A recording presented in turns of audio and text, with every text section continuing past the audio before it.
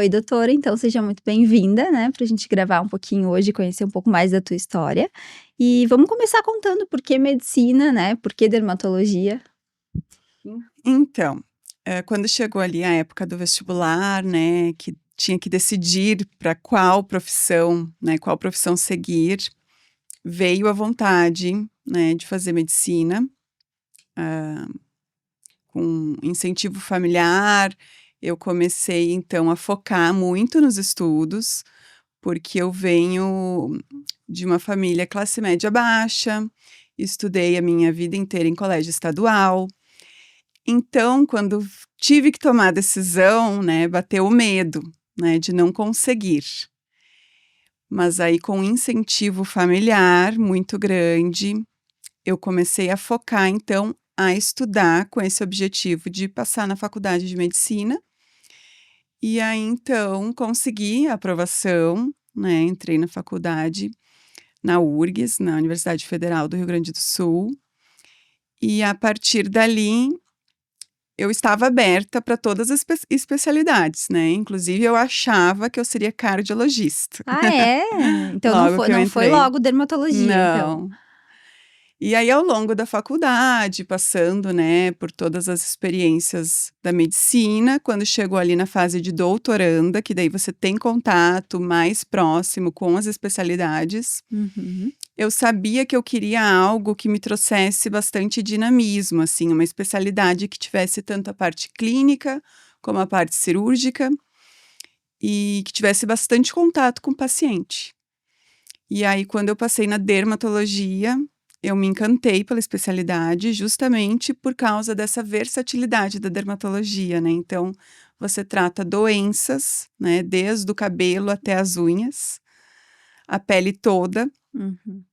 E pode fazer cirurgias, pequenas cirurgias, retirada de pintas, câncer de pele, além da parte estética, Uhum. né, que então é é uma especialidade que cuida do paciente de uma forma muito completa. É verdade. Eu também sou encantada pela dermatologia, acho muito legal tu poder ter essa não é uma brincadeira, mas usando a Aham, expressão, né, de tu poder ir tanto para o lado mais de saúde mesmo, de tu poder cuidar do paciente, né, uhum. porque hoje na tua realidade tu faz de tudo um pouco dentro da Sim, dermatologia, né? sim. Eu continuo sendo, assim, uma dermatologista clínica, atendo doenças dermatológicas todas. E também faço a parte cirúrgica da dermatologia e a parte estética. Que legal. E a parte cirúrgica, agora uma curiosidade que apareceu, ela precisa ser no hospital ou ela pode ser no consultório? Então, eu faço somente as pequenas cirurgias que possam ser feitas, né, na clínica. Uhum. E aí, quando são cirurgias maiores, que precisam de hospital, eu acabo encaminhando, então, para um cirurgião, Ah, tá.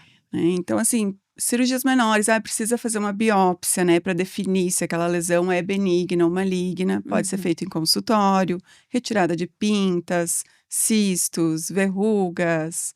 Tem uma infinidade de possibilidades, assim, de cirurgias que não precisa ir para hospital, consegue fazer tranquilamente, né, em consultório. Acho que para o paciente é até mais tranquilo, né? Sim, eles preferem. Sempre que podem fazer em consultório, fica mais confortável É. para o paciente. É porque o hospital é sempre um clima não muito agradável, né? É. É verdade. E doutora, bom, agora indo um pouquinho para a parte estética da dermatologia, né? A gente vê que tem muitas outras áreas, não só dermatologistas, fazendo essa parte estética do rosto, né? Principalmente boca, Uhum. preenchimentos, botox, vários procedimentos, né? E o que que tu considera, assim, que é a diferença na prática de um médico dermatologista fazendo um procedimento estético para outras áreas? Então, eu acho que a principal diferença é justamente você enxergar aquele paciente, né, como um todo. Ele vai chegar, de repente, para fazer um procedimento estético comigo, com uma mancha na pele. E aí eu vou olhar para aquela mancha e eu vou conseguir definir se aquilo ali é prioridade, se é uma lesão suspeita, né, de algum câncer de pele que precisa ser removida, se é Uhum. uma lesão estética, que eu simplesmente vou cauterizar. Então, sempre vem em primeiro lugar a saúde do paciente, pro médico. né? Então, independente dele vir para fazer qualquer procedimento estético, ele vai ser visto como um todo, né? Não tem como separar. Não tem como separar. A Uhum. gente tem esse olhar, né? Além de toda a bagagem, né, da medicina, porque a gente sabe que procedimentos têm complicações, podem vir a ter complicações com qualquer profissional. Uhum. Porém, o que eu vejo é que quando acontece com o médico, né, a gente abraça o paciente e trata a complicação. E muitas vezes, outros profissionais que também fazem, quando a coisa complica, Eles não sabem o que fazer. não sabem o que fazer. E Uhum. eu já recebi muitos encaminhamentos assim, né, de paciente que fica totalmente abandonado, porque o outro profissional diz: "Agora você vai procurar um médico". Então isso eu acho também que é um fator muito importante. Uhum. Eu já vi várias histórias de terror, assim, na internet, né? A gente começa a procurar sobre o assunto, vem, né? Começa a Uhum. aparecer. E eu vi vários casos, assim, de pacientes relatando, né? Ah, fiz com tal, fulano de tal área, assim, fora da medicina, né? Aham. E na hora que eu tive uma complicação, ele disse que ele não podia resolver, não era mais da área dele. Então, tive que Exatamente. procurar um médico. Então, a gente vê bastante esses relatos, né? Uhum.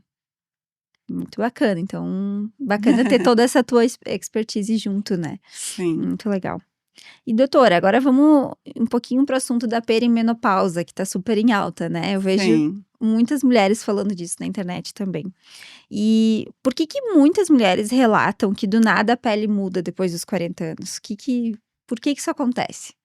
Então, ali perto, né, do período da menopausa, essa chamada perimenopausa, começa a ter uma queda abrupta de estrogênio, principalmente estrogênio, né, entre outros hormônios.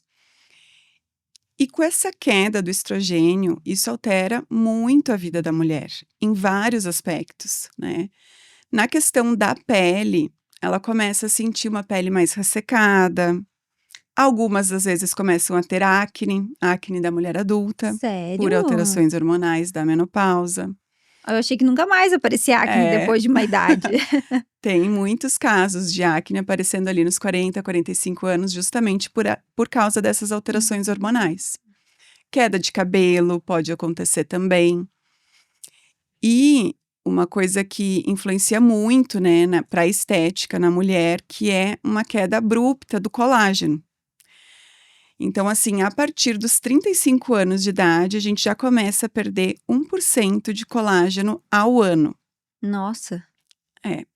E quando a mulher entra na menopausa, nos primeiros 5 anos de menopausa, ela perde 30% do seu colágeno, de forma muito abrupta. meu Deus! Então, é muito comum a mulher nessa idade vir para o consultório com a queixa: "Nossa, doutora, meu rosto parece que está derretendo", porque daí, com a perda do colágeno, vai ficando a pele mais frouxa, vai caindo, vai tendo uma espécie de derretimento, e aí a paciente começa a sentir: "Ah, meu bigode chinês está piorando, tô sentindo aquele bulldoguinho", pele flácida, aquela pele que tu puxa molinha e ela não volta. Justamente por causa desses fatores Da perda de da colágeno, perda de principalmente. colágeno ocasionada pela queda do estrogênio nessa fase da vida da mulher. Nossa, e a perda de colágeno é mais abrupta depois dos 40 mesmo. Exatamente, vai variar, né, daí cada caso, Uhum. a depender, né, de cada mulher. Tem mulheres que têm uma menopausa mais precoce, outras vão vir a ter uma menopausa um pouco mais tardia, mas mesmo antes de entrar na menopausa, nesse período perimenopausa, já começam essas alterações. Nossa. E eu vi que o pessoal perguntava muito na internet se creme repõe colágeno. Uma dúvida agora para dermatologista. Não, assim, na verdade, o creme ele tem uma limitação de profundidade na pele, né, ele Hum. só vai atingir ali a primeira camada da pele, que é a epiderme. Uhum. Para a gente ter um estímulo de colágeno, a gente precisa ir lá na profundidade, é segunda e terceira camada da pele. Então nenhum creme, mesmo com essas promessas milagrosas, Que tem bastante. vai atingir essa profundidade e vai ser, responsável pela formação de colágeno novo. Hum. Então, assim, para a formação de colágeno, para estimular o colágeno, tem que ser com procedimentos injetáveis e tecnologias. Entendi, porque o creme é impossível chegar lá dentro da pele. Impossível. Olha só. Não tem essa capacidade. E toda mulher vai ter flacidez mais intensa?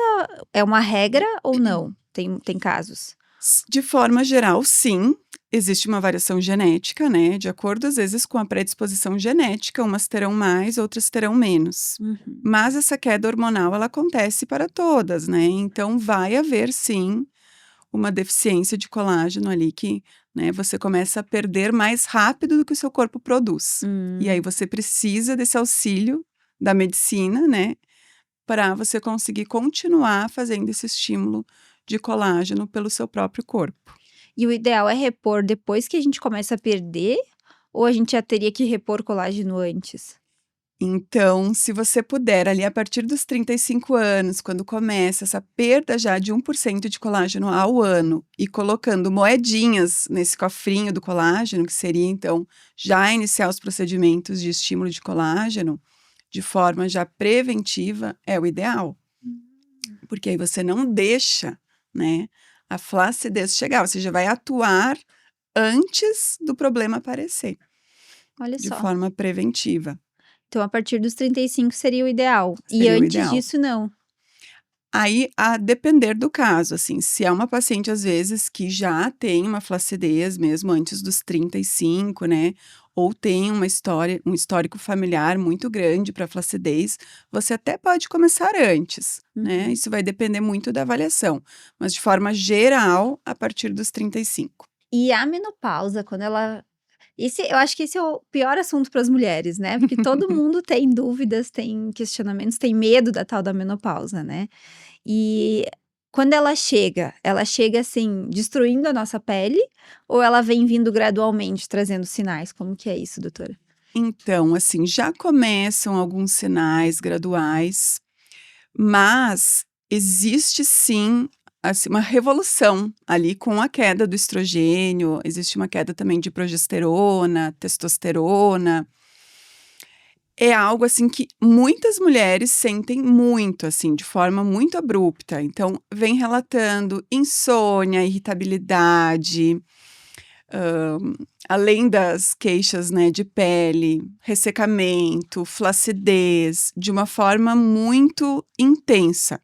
Elas falam: "Ai, doutora, depois que eu entrei na menopausa, não sou mais a mesma, parece que eu não sou mais a mesma pessoa". Então, para algumas mulheres, isso é muito intenso e acontece de forma muito abrupta. Do dia pra noite, assim. É. Olha só. E tem muitas mulheres, bom, bem no gancho que tu estava falando agora, eu tenho uma pergunta, que muitas mulheres não se reconhecem no espelho mesmo, assim, né. O que que tu diz pra elas, o que que tu considera, o que que tu fala no consultório sobre isso? Então, quando essa paciente chega para mim falando: "Ai, doutora, o que que eu faço? Meu rosto tá caindo, eu não era assim, eu não tinha esse bigode". Primeiramente, eu sempre tranquilizo, né. Hoje em dia, a gente tem o que fazer, diferente das gerações anteriores, que era somente: "Vamos lidar com isso". E paciência. Agora a gente tem uma série, né, de opções de tratamento que a gente pode estar oferecendo para essa mulher, para ajudá-la a passar por esse período, se sentindo bem, né, com a autoestima elevada. Então eu sempre proponho alternativas. Bom, vamos agora então, né, se essa paciente ainda não fez nada, vamos começar, vamos fazer uma programação a partir de agora, de como que vai ser o gerenciamento desse processo de envelhecimento. Que aí eu vejo muito que os resultados ficam muito naturais, assim, algo que a gente planeja juntas, né, de acordo com cada caso. Então, essa paciente tem um caso muito intenso de flacidez. Bom, vamos começar lá na base dessa pele, lá na sustentação. Então, a gente faz uma programação para ela ao longo do ano, né, de quais procedimentos ela deve fazer para a gente ir, né, colocando essa pele de volta no lugar. Que legal. E quais são os protocolos, assim, mais indicados para as mulheres na perimenopausa?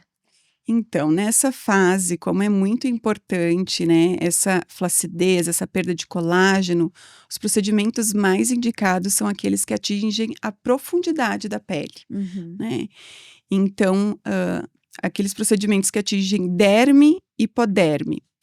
Um deles que é muito falado, está muito em alta e realmente é o que entrega muito resultado, né, sem cortes, sem agulhas, é o ultrassom microfocado. Porque o ultrassom microfocado, ele é um ultrassom que ele atinge o SMAS. O SMAS é uma aponeurose muscular, é como se fosse, é uma fáscia que segura os músculos da face. E aí, com esse aparelho ultrassom microfocado, ele gera ondas de calor que faz uma contração dessa fáscia muscular, que é o que segura todas as estruturas.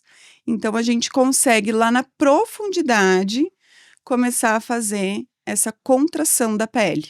Ai, que legal. É, E sem precisar de agulha. e sem precisar de agulha. Esse procedimento é tecnologia, um ultrassom. Hoje em dia, mais tranquilo, os primeiros aparelhos, eles doíam um pouco. Eu ia perguntar agora, É. ele dói? E agora, sim, é praticamente, eu diria, praticamente indolor, é um leve desconforto, Uhum. muito tranquilo de ser aplicado. Então, esse é um procedimento que toda mulher ali na perimenopausa, menopausa, deveria fazer. Ai, que legal. Eu que odeio agulha, então ia adorar. É.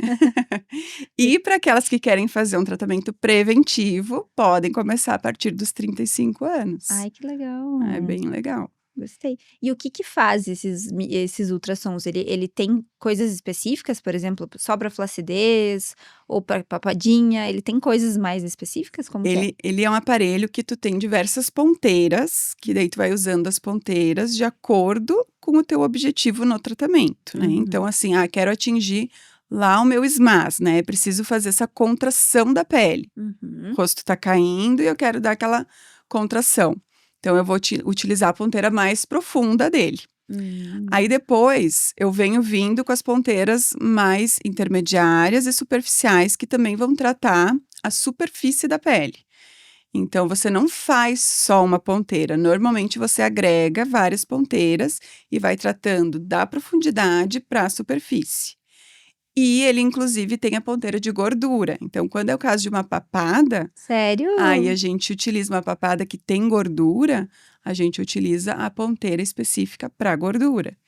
Então, pode ser utilizado para papada, pode ser utilizado para pequenas áreas de gordura corporal também. Ah, mais localizado também? Também, é.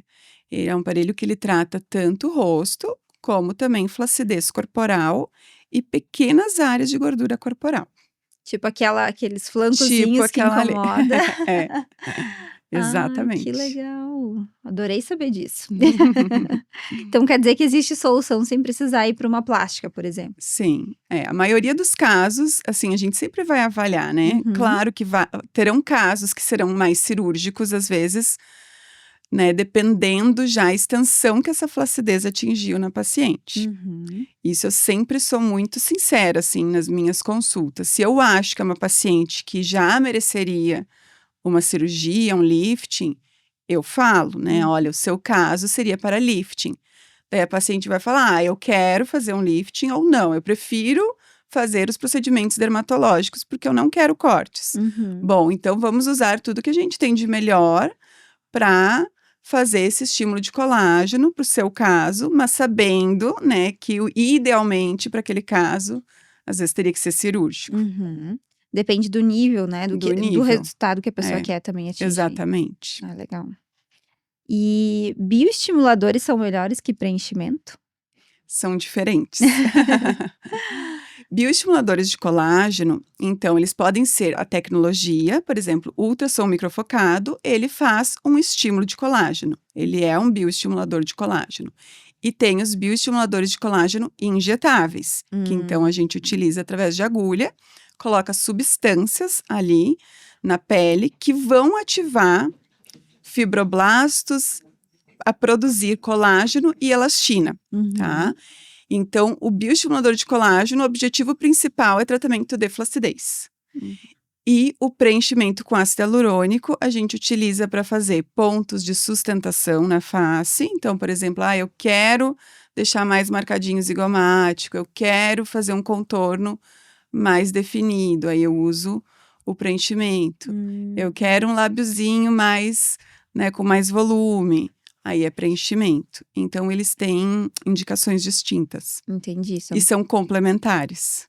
São complementares. Exatamente. Vai Pode ter usar. paciente que vai utilizar tanto o bioestimulador de colágeno quanto o preenchimento com ácido hialurônico. Ai, que legal. E isso tudo, como que define qual o protocolo? Como que funciona a primeira avaliação? Então assim, o paciente vai chegar, né? E aí a gente vai fazer, primeiramente eu ouço o que o paciente tem a dizer, né? Então, o que está incomodando ele, qual que é a queixa, né? O que trouxe ele para o consultório.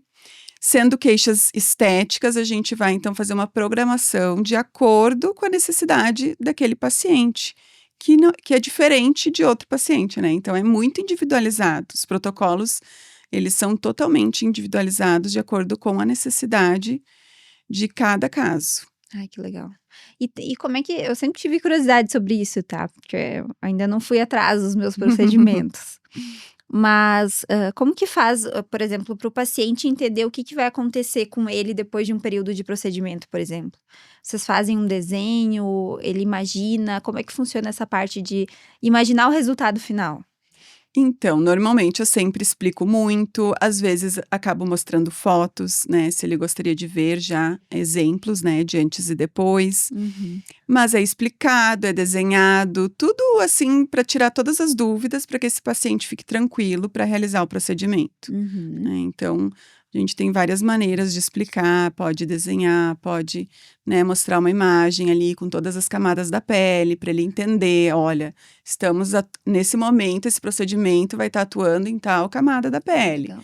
A gente espera que esse procedimento comece a agir em 30 dias, né? O pico é em 3 meses. A gente sempre explica até para alinhar as expectativas do paciente e ele saber o que esperar do pós-procedimento. Porque eu ia te perguntar sobre isso mesmo. Tem alguns procedimentos na estética que eles demoram um tempo para aparecer o resultado, né? Exatamente. Os bioestimuladores de colágeno, por exemplo, começam a sua ação efetiva em 30 dias e o pico do resultado é em 3 meses. Porque você precisa, o seu corpo vai produzir aquele colágeno. Então, É que ele dá um a estímulo, gente mas faz o o corpo. estímulo e o seu corpo tem que trabalhar na construção, na produção desse colágeno. Então, leva esse tempo. Mas isso é interessante porque o resultado ele é gradual, então ele vai aparecendo aos poucos e é um resultado mais duradouro.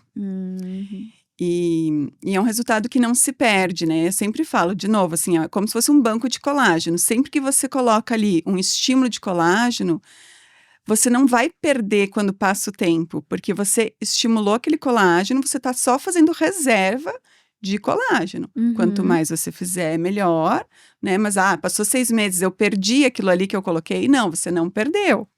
Só que o corpo, ele tem um processo de envelhecimento que é contínuo, né? É verdade. Então, você precisa ir fazendo manutenções, mas você sempre está ganhando. Ai, que legal, não É. sabia disso. Muito legal. E botox é prevenção ou é tratamento? O que tu considera? Os dois, assim, o botox, ele é muito bom quando feito preventivamente, né? Então, assim, aquela paciente que começa a se incomodar com as linhas estão marcando, a maquiagem está craquelando, né? Então, quem tem a pele clara, olho muito claro, às vezes começa muito cedo a marcar os pés de galinha, as linhazinhas na testa. E aí, então, esse é o momento de começar a fazer já esse botox antes da ruga marcar definitivo. Que depois é mais difícil de tirar? Porque depois que a pele já fez aquele vinco marcado, o botox já não, sozinho, ele já não tira aquela ruga. Sério? Então, o botox, idealmente, ele deve ser feito já quando começam a aparecer as primeiras linhas, né? Aquelas linhas finas, que elas ainda não marcam a pele. Porque aí você vai conseguir envelhecer sem a pele ficar marcada. Aquela paciente que chega, às vezes, né, com a pele já muito vincada, o botox vai trazer um benefício, ele vai dar uma suavizada, mas ele não vai conseguir sozinho já remover aquele vinco que já formou na pele. Entendi. Então, assim, antigamente se falava, botox é coisa de velho, vou esperar envelhecer para fazer É botox. verdade. Só que não é por aí, né? O botox ele tem que ser feito antes dessa pele ficar, né, marcada, enrugada. E existe uma idade certa para começar a fazer procedimento estético? Na verdade, vai depender de cada caso, né? Então, tem pacientes, às vezes, que com 30 anos, uma pele muito clarinha, já começa a ter as linhas. A gente vai começar um botox para essa paciente, se ela estiver, né, querendo já iniciar esse processo de gerenciar o envelhecimento. Outras pacientes, às vezes, vão começar com 35 e tá tudo bem. Vai depender de cada caso, não existe uma idade certa. Uhum. O que a gente sabe é que a partir dos 35 anos, por exemplo, a gente já teria indicação de começar o estímulo de colágeno, né? Mas aí outros procedimentos vão variar de acordo com a necessidade. E agora uma curiosidade que me veio, né? Porque eu tenho visto muito, assim, as influencers falar da parte estética do bumbum, né? Ah, De sim. procedimentos estéticos no Aham. bumbum. Tu faz isso também? Tem. Faz também. Ai, que Uhum. legal. Tá cada vez mais sendo falado e sendo focado no corporal, né? Até Uhum. porque as pessoas estão numa vibe mais fitness, É. estão mais preocupadas com a aparência do corpo. E a dermatologia consegue agregar bastante valor, assim, nessa parte. Então, bumbum, por exemplo, a gente faz bioestimulador de colágeno no bumbum. Ah, é? Exatamente. A gente consegue melhorar a flacidez, consegue dar uma amenizada na celulite Ai, que legal. com os bioestimuladores de colágeno. E tem mais algum procedimento que é feito no bumbum? Pode ser feito preenchimento com ácido hialurônico também. Então, às vezes, aquele bumbum, né, que às vezes menorzinho, a paciente quer dar um up no bumbum, pode usar preenchedor, ou às vezes tem aquele afundamento na lateral do bumbum, Uhum. que a paciente também se incomoda, dá para colocar preenchedor ali para deixar esse bumbum mais redondinho, mais harmônico. Isso é feito, sim. Porque eu vi vários falando, ai, tem o procedimento tal pro bumbum, tem o up no bumbum, tem vários É o nomes, bumbum né? up. Isso aí. Achei muito legal. Agora no carnaval, assim, a gente viu ali, né, várias famosas, né, Uhum. desfilando, né, na escola de samba. A maioria ali tem procedimento no bumbum. Exatamente, não tem nada natural Não, ali. assim, um bioestimulador de colágeno sempre tem para deixar aquele bumbum mais firmezinho para poder sambar e o bumbum ficar no lugar, né? Então não é só treino, né, gente? Não é só treino. É verdade.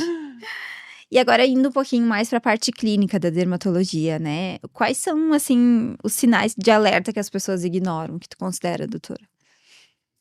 Então, na parte, por exemplo, de câncer de pele, né, um sinal de alerta muito importante, por exemplo, é quando aparece uma pinta que a pessoa não tinha, uma pinta nova, principalmente a partir ali dos 30 anos de idade, porque até os 30 anos de idade é normal aparecerem pintas novas, isso vai variar de acordo com a genética, a exposição solar. Mas a partir dos 30 anos, pintas novas, principalmente essas mais escuras, é um sinal de alerta. Ah, isso é preocupante. Isso é preocupante, é. Então, assim, sempre esse paciente tem que procurar, né, um dermatologista para avaliar se aquela pinta ali é uma lesão benigna ou se pode vir a ser uma lesão suspeita de câncer de pele. Uhum. Esse é um alerta, assim. Além, né, disso, dessa pinta que aparece, essa lesão que aparece após os 30, um outro sinal de alerta é uma feridinha que não cicatriza. Então, isso também é uma maneira de manifestação de lesão de câncer de pele. Então, o paciente tem uma lesão lá há muito tempo, ele acha que é uma espinha, ou ele diz que bateu em algum lugar, só que aquilo ali já tem meses e não cicatrizou. Uhum. É um sinal de alerta para a gente pensar em câncer de pele. Nossa. E aí é bem importante sempre a consulta dermatológica, porque é ali que a gente vai definir, né, se vai biopsiar, se é uma lesão realmente suspeita, se é uma Uhum. lesão, né, benigna, na consulta dermatológica. E quando são pintas mais indicativas a serem câncer, por exemplo, né? Elas coçam, elas incomodam mais do que as normais? Tem alguma diferença? Nem sempre. A maioria das vezes o câncer de pele ele é assintomático, o paciente não sente absolutamente nada. Sério? Quando começam sintomas como sangramento, por exemplo, normalmente ele já está um pouco mais avançado. Então, a gente não quer isso, né? A gente quer fazer o diagnóstico mais precoce. Então, não tem muito assim como o paciente saber se aquilo é uma pinta suspeita ou não, né? Nossa. Existe aquela regra ABCD, né? De tamanho, formato, mais de uma cor, mas é uma informação muito superficial. A gente não orienta, assim, o paciente tentar ficar se analisando, sabe? O ideal é ter de rotina consulta médica, né, com dermatologista uma vez por ano, porque aí vai ser feito um exame dermatoscópico desta pinta, dessas manchas, para ver se isso é uma lesão suspeita ou não. Só o médico dermatologista vai poder, né, definir isso. E te tranquilizar também, né? Exatamente, porque assim, a maioria das vezes os pacientes chegam, às vezes eles ficam muito preocupados com aquelas pintas que são mais altinhas, né? Ai, doutora, tem essa pinta, ela é altinha, tá pegando aqui na alça do sutiã e tal, e às vezes ficam preocupados com essas que elas são totalmente benignas.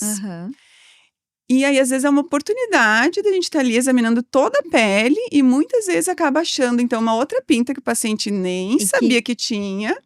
E é aquela outra que a gente tem que fazer biópsia. Que é preocupante. Que é a preocupante. Olha só.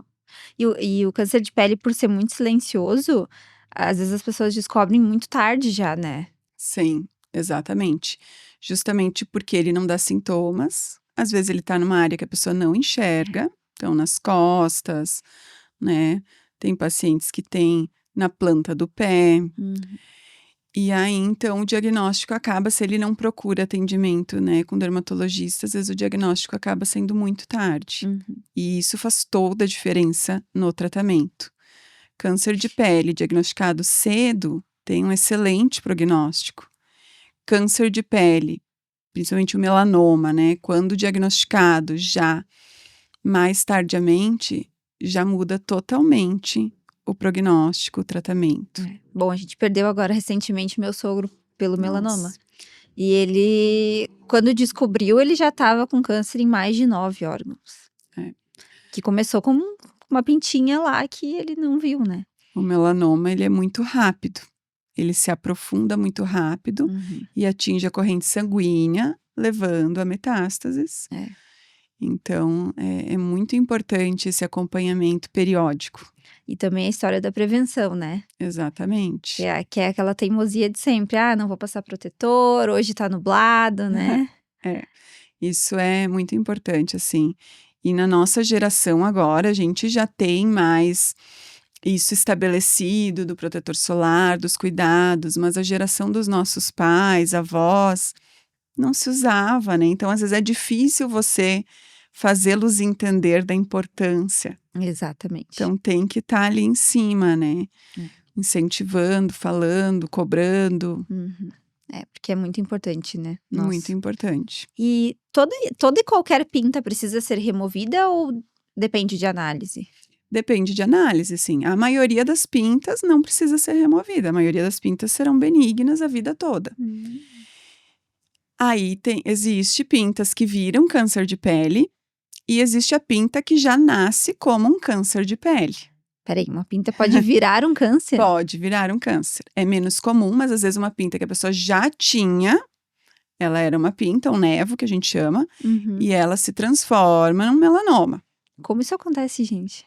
Por alteração no DNA celular. Então, você agride aquela pele pela exposição solar. E ele meio que se aproveita daquele lugar que já tinha. Ele faz uma transformação no DNA da célula, assim. A lesão solar, né, um principal exemplo, transforma o DNA daquela célula e aí uma lesão que era benigna se transforma numa lesão maligna. Isso acontece, não é tão comum. O mais comum é o câncer de pele vir de uma lesão nova. Então, por isso que eu falo, se uma lesão que o paciente não tinha e que apareceu, ela é mais suspeita, né? Faz a gente ficar mais atento, principalmente depois dos 30 anos de idade. E falando em doenças de pele, no geral, assim, né? O que é mais comum de ver no consultório? O que as pessoas mais têm?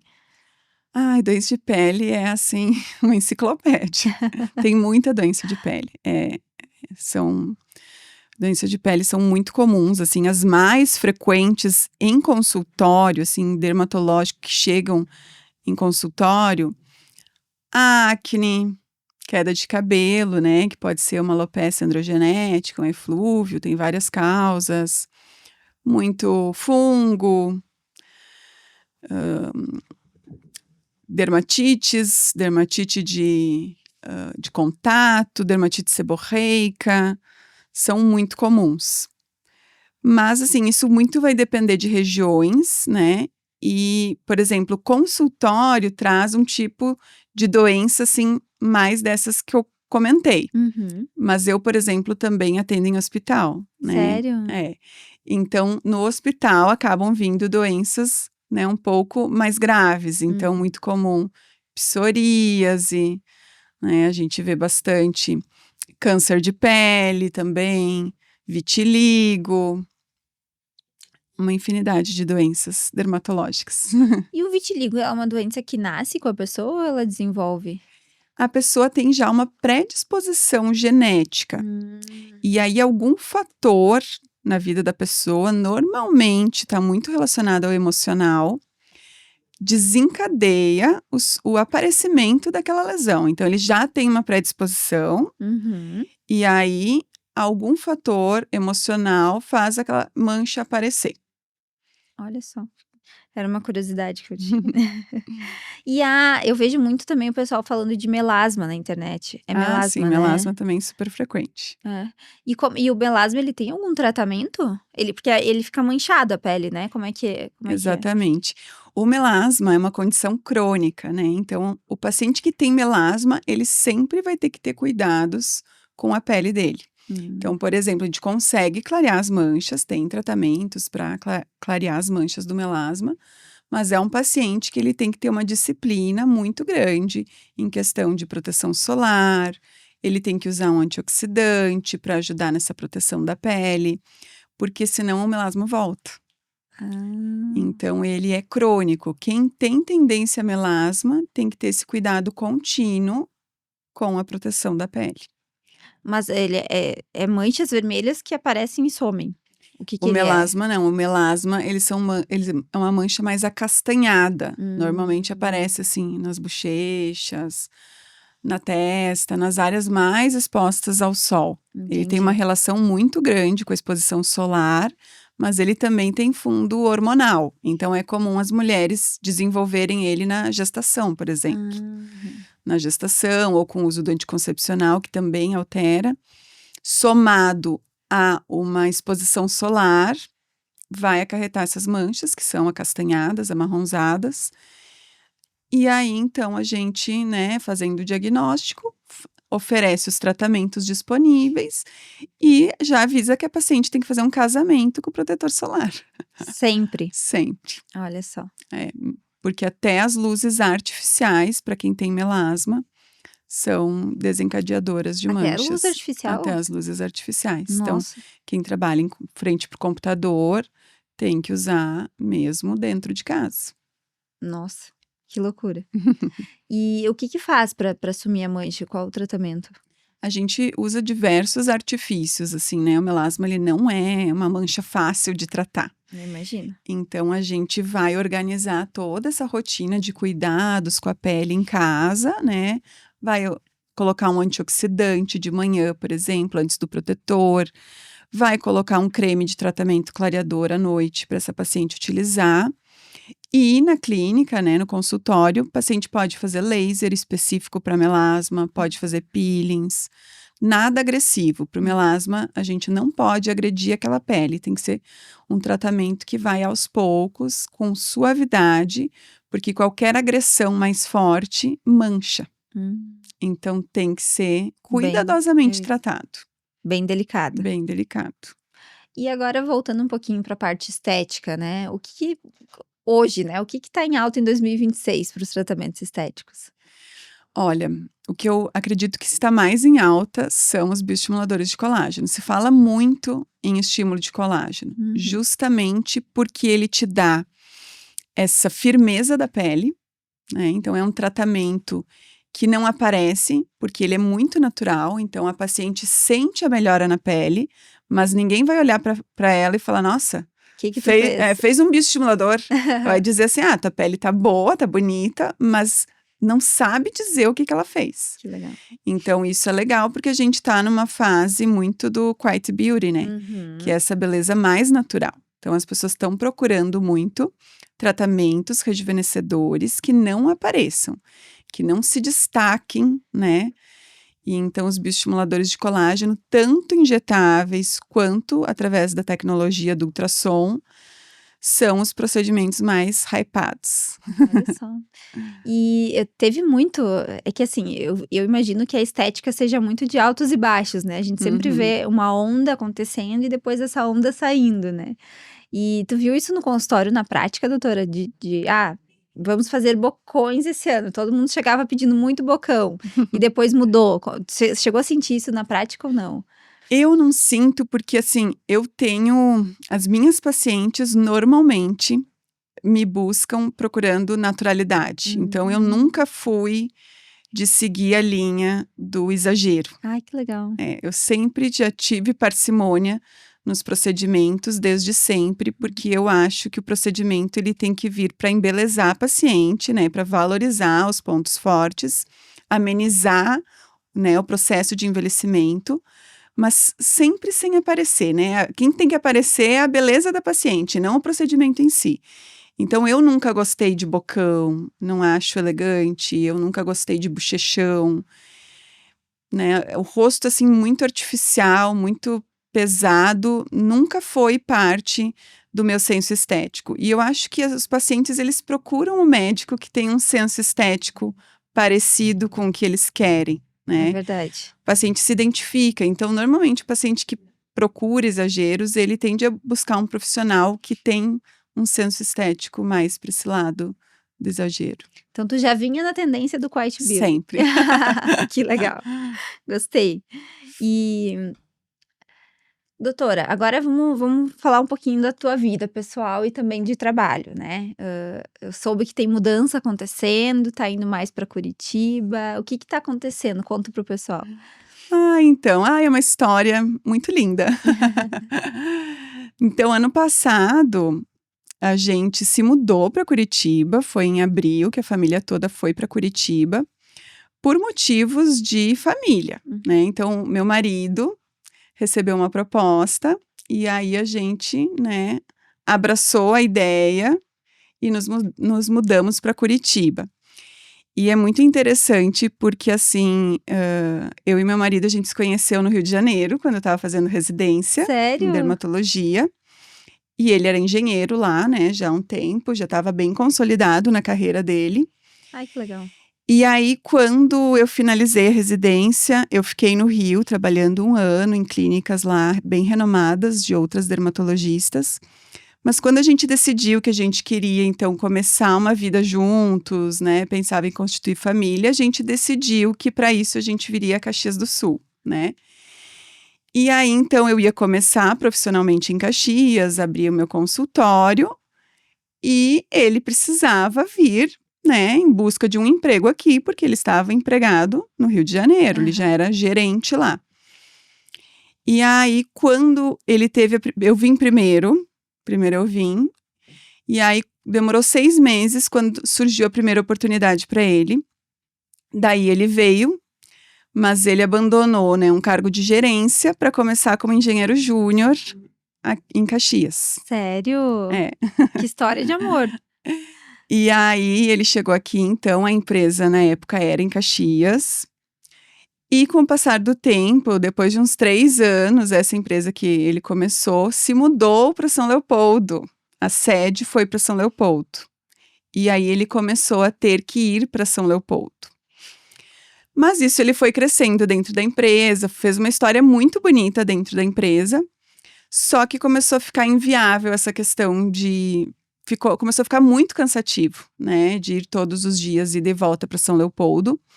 Daí ele cresceu dentro da empresa e tivemos filhos, e essa questão da distância do trabalho dele começou a ficar mais incomodativa, né? Porque ele ficava muito na estrada.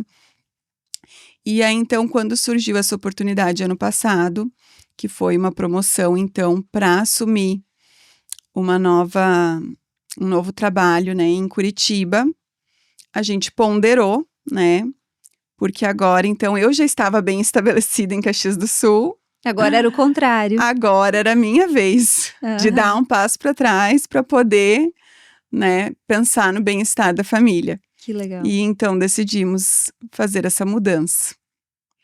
Exatamente como um casal faz, né, cada um abre um pouquinho ali. É, porque assim, principalmente depois que se constitui uma família, né, se todos os membros da família não estiverem bem, Uhum, não adianta só um estar, é né. verdade.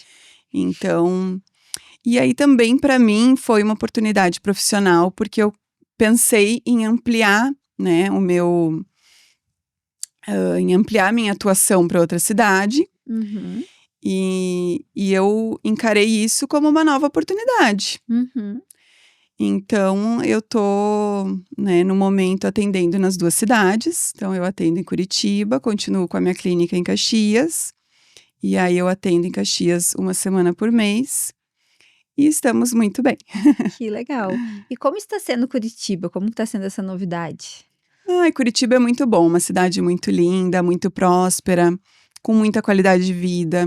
Então, para as crianças também é muito bom, Uhum. porque tem muita oportunidade de estudo para eles, né? Ali depois para eles fazerem faculdade, tem muito mais oportunidades. Então, mãe já pensa lá na frente, né? Eu já pensei nisso É tudo para tomar verdade. essa decisão e não adianta. Agora, para mim, a família é prioridade. Uhum. Nossa, muito legal. E como que tu define a tua abordagem com as pacientes? Então, a minha abordagem com a paciente é sempre de uma forma muito integral, assim. Eu sempre vou buscar ouvi-la, ver qual sua queixa, e aí vou examiná-la por completo, né? Sempre falo, examino do fio de cabelo à unha do pé. A Uhum. gente vai resolver todos os problemas dermatológicos que ela tiver. E também propor o que temos de disponível para o gerenciamento do envelhecimento, né. Eu gosto muito dessa palavra, é o gerenciar o envelhecimento, o processo de envelhecimento. Porque aí devagarinho a gente vai fazendo procedimentos que vão deixando essa paciente com a pele bonita, vão deixando mantendo, né, a jovialidade, mas sempre buscando a naturalidade. Ai, que legal. Então, porque eu sei que tem alguns dermatologistas que separam, né? Ah, eu só cuido do rosto, eu só cuido do corpo, eu só cuido do cabelo. Então, tu consegue cuidar de todas as áreas, doutora? É, na verdade, eu não consegui nunca separar, assim. É uma coisa minha, né. Eu sei que tem alguns colegas que acabam focando, né, e tá tudo bem, mas pra mim, assim, é incompatível eu receber a paciente pra fazer um procedimento estético e não olhar uma queixa que ela tenha de uma acne, de uma rosácea, de repente ela tem uma psoríase. Então aquilo ali pra mim é o primordial, né. Primeiro vamos ficar bem de saúde, vamos olhar pra estética, mas tem que andar junto à saúde, né. Então eu gosto, né, de abraçar o paciente e qualquer problema dermatológico que ele venha a ter, eu vou tratar. Ai, que legal. Uhum. Nossa, até para traz até uma confiança a mais para o paciente, né? De saber que. É, eu acho que sim, assim, os pacientes que me procuram normalmente por doença acabam ganhando tanta confiança que quando eles querem, pensam em fazer algum procedimento estético, eles acabam vindo, né, no profissional que eles já sabem, confiam, para fazer o seu procedimento. Muito legal. Eu também me sentiria mais confiável.